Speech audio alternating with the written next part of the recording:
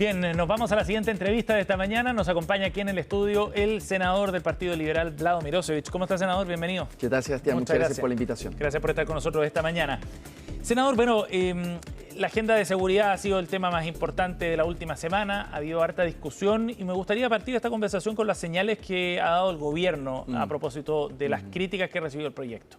Por un lado, el ministro García Ruminot plantea que están abiertos a discutir la urgencia que tiene el proyecto. Hay espacio para cambios, dice el presidente José Antonio Kast, el mismo ministro de Seguridad Martín Arrau. O sea, las señales son de apertura a generar cambios a la iniciativa. ¿Cómo interpreta usted y qué le parecen esas señales que está dando el gobierno primero? Bueno, lo primero, yo creo que aquí hay una gran improvisación y parece que también descoordinación dentro del propio gobierno. Y cuando hay improvisación terminó imponiéndose aparentemente la versión más iliberal en el gobierno. Yo creo que esta es evidentemente una reforma que es peligrosamente iliberal o contraliberal, o incluso podría ir más allá y decir preliberal, es decir, es previo a todos los consensos de Occidente respecto a las democracias occidentales, porque pareciera ser concentrar el poder en el presidente, quien sea, de una manera bastante monárquica. O sea, es una reforma monárquica. Y por eso yo me gusta más que iliberal, me gusta decirle preliberal. ¿Por qué? Porque sí, esta va a ser una discusión que igual se va a dar en el Congreso, digamos, ¿no? Pero es monárquica ¿en qué sentido? Yo he estado preguntándole a expertos, en fin, no hay parangón en alguna democracia occidental, un país que por supuesto que nos gustaría imitar, digamos. No hay ningún ejemplo en el mundo de un presidente con este nivel de poder que está reclamando hoy día José Antonio Kast para sí o para los que vendrán. Es decir, por eso digo que es un poder monárquico, porque es concentrar nuevamente la figura del presidente sin contrapeso o con muy pocos contrapesos, la posibilidad de suspender durante un buen tiempo completamente las libertades. Porque estamos hablando de una suspensión total de libertades durante al menos 240 días. Entonces creo que ese es un poder que los presidentes de Occidente, el poder ejecutivo occidental, se había limitado. Esto es una pelea de 200 años atrás. O sea, por eso digo, nos quieren hacer retroceder a una discusión previa a la Revolución Francesa, a la Revolución Norteamericana, a las guerras civiles inglesas. O sea, senador, pero déjeme tomar algunos de los puntos que plantea el gobierno. El viceministro Alvarado dice que este no es un proyecto autoritario, que esto se va a discutir en el Congreso y será el Congreso el que tendrá la última palabra respecto a si se genera dicho estado de excepción, que no es para el presidente Kast solamente, sino que queda como un estado de excepción, digamos, como una herramienta constitucional para el mandatario de turno. Lo cual lo hace muy peligroso, porque cuando uno vota una reforma de este tipo, no está votando solamente a quien está en el poder de turno. Está votando una atribución que va a quedar en nuestra Constitución de aquí para adelante. Y yo le digo inmediatamente, Sebastián, yo como liberal no voy a votar, no le voy a dar jamás a un presidente, a este o a los que vendrán, el poder que está pidiendo hoy día esta reforma constitucional. No se lo hubiera dado al presidente Boric tampoco. No se lo hubiese dado al presidente Boric, no se lo doy a ningún presidente. Es decir, estamos hablando de un poder bastante excesivo, con capacidad de suspender totalmente las libertades, de tener una interferencia en un espacio de libertad individual que no corresponde. O sea, aquí, ¿cuál es la amenaza que se puede derivar de esta reforma? Relegaciones, detenciones por un tiempo larguísimo, sin justificación, interceptación de comunicaciones sin pasar por un juez, o sea, aquí sin contrapeso, que es más bien, digamos, comparable con el estado de asamblea o de guerra. Sí, eso es lo que puede paralelo hacer, que se ha hecho. Es el paralelo, o sea, todos los expertos dicen, mire, esto es lo que puede hacer un presidente cuando está en una situación de guerra. Ahora vamos al paso siguiente, senador. El gobierno se abre a cambios, plantea la posibilidad de que el periodo que pueda regir este estado de excepción sea menor, no 120 días como plantea el proyecto, sino 30, que tenga que pasar por el Congreso para que se pueda establecer y no como una atribución exclusiva del presidente sin la necesidad del Parlamento. Y así ir generando modificaciones a un proyecto que ha sido bien criticado. ¿Esas modificaciones, a su juicio, son suficientes? ¿Este es un problema de atenuación de ciertas medidas o es un problema más de fondo? Es que todavía no sabemos cuáles van a ser las indicaciones de reforma que va a presentar el gobierno a su propia reforma. O sea, yo me gustaría primero ver el texto. No, yo creo que este proyecto se presentó bastante corriendo los límites, corriendo el cerco, que pareciera ser parte del estilo del gobierno. Pero creo que en este caso, y me alegro mucho, y aquí quiero de verdad felicitar sinceramente, sin ningún cálculo político, a la gente de centro derecha, que sacó la voz en contra de este proyecto, en buena hora. Porque yo les puedo asegurar, si esto hubiese sido en un gobierno progresista, también hubiese habido mucha gente en el mundo progresista que, como yo y tantos otros, hubiésemos levantado la voz y decir, no, aquí nadie puede, ningún presidente tiene derecho a reclamar este nivel de concentración del poder y de suspensión total de las libertades. Nadie tiene derecho a hacer eso. Entonces creo que me alegro que gente en la centro derecha, desde una visión respetando la democracia liberal, que se supone un consenso básico en Occidente, dice no me parece que esta vaya en una buena dirección. Y lo otro que también me preguntaría, no es solo sobre una concepción más filosófica o no del límite al poder, que es lo que supone un liberalismo básico. No, hay otra cosa más, la efectividad de esto. Es decir, me hace mucho sentido algunos que dicen, oye, ¿vale la pena meternos en esta discusión en vez de fortalecer la fiscalía, en vez de fortalecer la inteligencia financiera? Me parece que más bien por ahí tiene que ir una reforma de seguridad, en serio. No se necesita un estado de excepción para enfrentar el momento de seguridad que hay. Hoy día ya tenemos un estado de excepción. Y otro punto bien fundamental, yo creo que el gobierno lo tiene bastante claro y aún así insiste con esta reforma.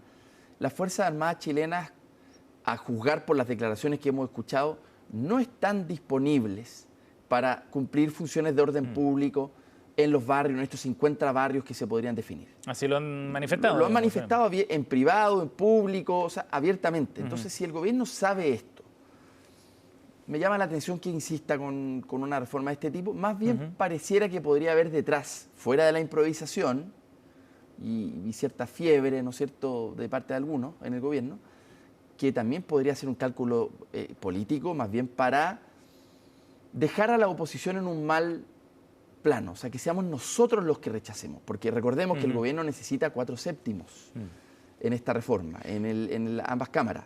4/7 que es difícil de conseguir, muy difícil de conseguir. Por lo tanto, si el gobierno insiste, uno se hace la pregunta, ¿esto no será quizás para arrinconar a la oposición? Bueno, ahora, no funcionó la jugada porque, de nuevo, gente decente en la centro derecha dijo, ojo, esto viola los límites, no hay experiencia internacional porque no nos vamos a comparar con Bukele. Bukele devino abiertamente en una dictadura. Entonces creo que... Senador, en ese sentido, estamos con el senador Vlado Mirosevic, senador del Partido Liberal aquí en CNN Chile Radio. ¿Usted, por ejemplo, para ser bien concreto, no estaría a favor de la idea de legislar este proyecto? No. ¿Así como está? De nuevo, como liberal no le voy a dar este poder a ningún presidente, ni a este, ni a los que vendrán, porque me parece una facultad bastante monárquica. Aun cuando se hagan cambios al proyecto. Habría que ver qué tipo de cambio, pero Chile ya tiene estado de excepción, ya está normado eso en la Constitución, no sé, eso creo que ver para creer, yo no conozco lo que dicen, no, tenemos disposición al diálogo. Bueno, lo mismo nos dijo Jorge Quirós respecto a la reforma, de la mega reforma. ¿Estamos dispuestos al diálogo? Bueno, le cuento que terminó aprobando su reforma tal cual la presentó él, las modificaciones fueron menores, marginales, el corazón de la reforma se aprobó igual, las consecuencias para la salud fiscal de eso y el impacto de la economía lo veremos en el futuro, pero me parece que ya hemos escuchado al gobierno decir, mire, sí, es verdad, nos pasamos parece que para la punta, vamos a hacer algunas modificaciones. Bueno, para creer. Esa estrategia, la estrategia, digamos, del tejo pasado, ¿no? De ir con un proyecto que tiene aspiraciones o establece ciertas condiciones bien fuertes, bien profundas en términos del cambio respecto a lo que tenemos hoy día, y luego ir corrigiendo. ¿Cómo lo evalúa usted desde la oposición en términos de cómo establece el diálogo legislativo? No, en eso creo que el gobierno, no es un gobierno que dialogue. Eso es lo primero, lo hemos visto. No. De hecho, quiero decirlo abiertamente, yo aquí creo que los ministros políticos, Alvarado y García Ruminot, han cumplido más bien un segundo o tercer plano, lo que hemos visto hasta ahora, en estos primeros 6 meses. No, este no es un gobierno que se caracterice por el diálogo. De hecho, creo que, y a mí yo asumí hace poco en el Senado, lo que me cuentan es que este gobierno más bien quebró una cierta tradición de diálogo y de acuerdos transversales, que el Senado siempre fue la institución para eso. Este gobierno quebró esa tradición. Entonces, ahora, también quiero decir de que, dicho todo lo anterior, yo estoy súper disponible para votar a favor de una reforma de seguridad que realmente rasque donde pique, para decirlo en buen chileno. ¿Y qué significa eso? Significa que si el gobierno quiere avanzar decididamente en darle un poder mayor y ojalá también más presupuesto a la Fiscalía para que desbarate bandas, porque esa es la clave de todo esto. El combate al crimen organizado se cuenta por la cantidad de bandas desbaratadas, desde los cabecillas y con la ruta del dinero. Esa es la manera de desmontar. Si es que el gobierno está disponible para sofisticar la inteligencia financiera, como lo tienen países como Estados Unidos, los países OCDE tienen inteligencia financiera bien desarrollada.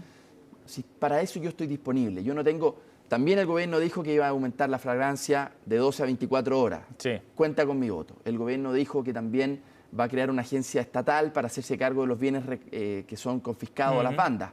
Cuenta con mi voto. Iniciativas de ese tipo tienen que ser lo más transversal posible y yo desde la oposición, si son medidas de ese tipo, me la voy a jugar por un gran acuerdo nacional. Pero en esta otra cosa, realmente no solo no voy a votar a favor, me voy a oponer todo lo que pueda. Senador, la reforma constitucional. En esa línea, el diputado Alessandri, presidente de la Cámara, esta mañana aquí en CNN Chile Radio decía que una alternativa podía ser separar efectivamente la discusión y aquellos proyectos legislativos, los que ya están en el Congreso u otros nuevos, que vayan por un carril distinto al de las reformas constitucionales. ¿Le parece una buena idea?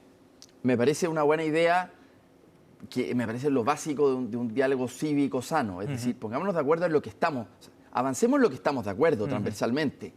Mira, eso no es ninguna locura, es perfectamente posible. Lo hicimos en el periodo pasado, a mí me tocó ser presidente de la Cámara y junto primero con Elizalde cuando era presidente del Senado, pero luego con Coloma cuando era presidente del Senado, hicimos un gran acuerdo. Terminamos, y con Carolina Toá, terminamos aprobando 72 leyes de seguridad en una tramitación express o fast track, como se le llamó, que mira, le hizo bien a Chile. Cerró muchas brechas de legislaciones que no teníamos para nuevos tipos de delitos, un crimen mucho más sofisticado, el que estamos viendo.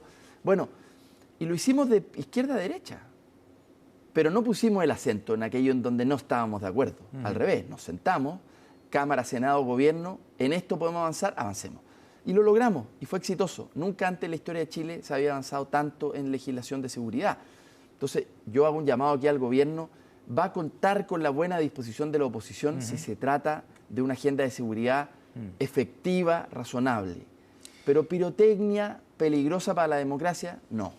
Senador, en ese punto me quería detener un segundo también sobre los calificativos que se han utilizado para este proyecto y para la agenda que pueda tener el gobierno y las intenciones políticas también finalmente. Usted calificaba al comienzo de la conversación como un proyecto de atribuciones monárquicas, ¿no? Sí. El que se está no hay ninguna presentando. exageración. Eso le iba a preguntar, si es que no se está exagerando en el punto respecto a lo que está planteando el gobierno con la generación de este nuevo estado de excepción y otras de las reformas constitucionales. ¿No es una crítica exagerada el plantearlo en términos de lo cuán autoritario es o no, cuán iliberal es o no? ¿Qué le parece ese asunto? La pregunta que uno tiene que hacerse si esto es una exageración o no, hay que mirar la historia y hay que mirar la política comparada. ¿Qué otro país del mundo tiene las atribuciones que está pidiendo, reclamando para sí José Antonio Kast? ¿Algún otro presidente del planeta de las democracias liberales lo tiene? Y no, y la comparación termina siendo Nicaragua, si es que es muy brutal. Entonces, porque además a mí me pareció razonable que gente como Cruzcoque, por ejemplo, dijera, mira, si yo voto a favor de esta reforma, ¿qué pasa si mañana llega un presidente populista? ¿Cómo va a utilizar esta...? Porque ni siquiera le asignemos a José Antonio Kast la intención de transformar esto en un régimen autoritario. Yo no estoy asignando esa intencionalidad. No estoy diciendo que lo vaya a usar de esa manera. Sí. Lo que estoy diciendo es que está reclamando para sí ese poder. ¿Cómo lo usará luego? Es otra historia. Yo no estoy diciendo cuál es la intención. Pero, ¿y qué pasa si en el futuro viene un gobierno de otro tipo y persigue a la oposición? Porque aquí están las facultades para poder hacerlo. Entonces, de nuevo, no hay experiencia internacional de democracias liberales con este poder concentrado en un presidente. No hay. Entonces, cuando yo digo monárquico, que a algunos les podrá parecer, es cosa de leer la historia. Si estos eran los poderes que tenían los monarcas previo a las revoluciones, a la guerra civil en Inglaterra de 1600, esos eran los poderes que concentraban los monarcas. Los presidentes no. Un presidente en una democracia occidental nunca ha concentrado este nivel de poder. Oiga, senador, una última pregunta, en una discusión algo más amplia, digamos, pero que me parece que conecta con algunos de estos temas en el sentido del funcionamiento de la democracia y otros aspectos institucionales. Los alcaldes Bodanovich y Belolio publicaron una carta en el diario Mercurio este domingo donde hacen un llamado a 7 grandes acuerdos nacionales.